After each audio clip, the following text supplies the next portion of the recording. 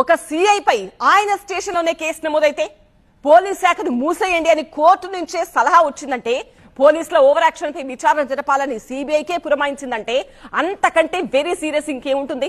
అందుకే అసలు ఉన్నారా, ఉంటే కళ్ళు మూసుకున్నారా లేక కళ్ళు నెత్తికెక్కాయా? రూల్ బుక్ ఒకటి ఉందని దాన్ని ఫాలో కావాలని మర్చిపోయారా?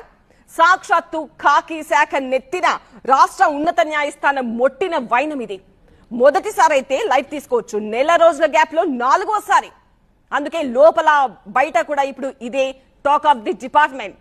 2025 సెప్టెంబర్ 24 రవీంద్రారెడ్డి కేసు మొట్టికాయ నెంబర్ 1 అరెస్ట్ చేసి తమ అదుపులో లేరని కోర్టుకు అబద్ధాలు చెప్పడాన్ని సీరియస్ గా తీసుకుంది. భర్త కనిపించడం లేదని భార్య ఫిర్యాదు చేస్తే జనరల్ డైరీలో ఎంట్రీ చేసి మౌనంగా ఉండిపోతారా? ఎఫ్ఐఆర్ ఎందుకు నమోదు చేయరు? పైగా గంజాయి కేసులో అరెస్ట్ చేశామని మాకు అబద్ధం చెప్తారా? కత్సు మంది హైకోర్టు.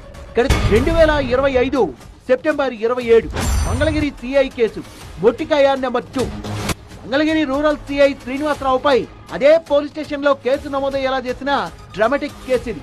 హైకోర్టు డాక్యుమెంట్లతో వెళ్తున్న వాహనాన్ని అడ్డుకొని పోలీస్ స్టేషన్ కు తరలించి డ్రైవర్ పై చేయి చేసుకున్నారన్నది సిఐ పై అభియోగం. ఎస్పీని కోర్టుకు పిలిచి సిఐ ఓవర్ యాక్షన్ పై సంజాయిషి అడిగేదాకా వెళ్లింది వ్యవహారం. కోర్టు సిబ్బంది అని తెలిసినా కీలక ఫైళ్లు తరలిస్తున్న వాహనాన్ని అడ్డుకుంటారా అంటూ సిఐ పై వేటు వేయించి కేసు నమోదు చేయించి బీఆర్ కు పంపేదాకా వదిలిపెట్టలేదు హైకోర్టు. 2025 సెప్టెంబర్ 30 మహిళ మిస్సింగ్ కేసు మొట్టికాయ నెంబర్ 3 పశ్చిమ గోదావరి జిల్లా జీలుగుమిల్లి మండలానికి చెందిన మంగాదేవి అనే మహిళ మిస్సింగ్ కేసు. 13 ఏళ్ల కిందట మహిళ మిస్ అయితే ఇప్పటికీ దర్యాప్తు పూర్తి చేయరా? సామాన్యులంటే అంత అలుసా? మహిళల మిస్సింగ్, అనుమానాస్పద మరణాల కేసులన్నింటినీ ఇలాగే డీల్ చేస్తున్నారని పోలీసుల్ని నిలబెట్టి కడిగేసింది high court. Case 2025 October 13 Tirumala Parakamani case మొట్టికాయ నెంబర్ 4 ఏపీ ఖాకీ శాఖ మొట్టికాయలు తిన్న తాజా కేసు.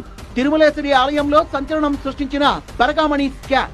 పరకామణిలో అక్రమాలపై తమ ఆదేశాలను అమలు చేయకపోవడంపై తీవ్ర ఆగ్రహం వ్యక్తం చేసిన హైకోర్టు డీజీపీ నిద్రపోతున్నారా? పోలీస్ వ్యవస్థ పనిచేసేది ఇలాగేనా?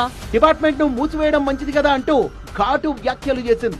రికార్డులు సీజ్ చేయమని ఉత్తర్వులిస్తే నెల రోజులవుతున్న నో యాక్షన్. పైగా సిఐడిలో ఐజీ పోస్టు లేదనే కుంటి సాకు ఆధారాలు తారుమారు చేసేందుకు మీరే వీలు కల్పించారు. ఇదేనా మీ నిజాయితీ అని డీజీపీకి డోస్ ఇచ్చింది హైకోర్టు.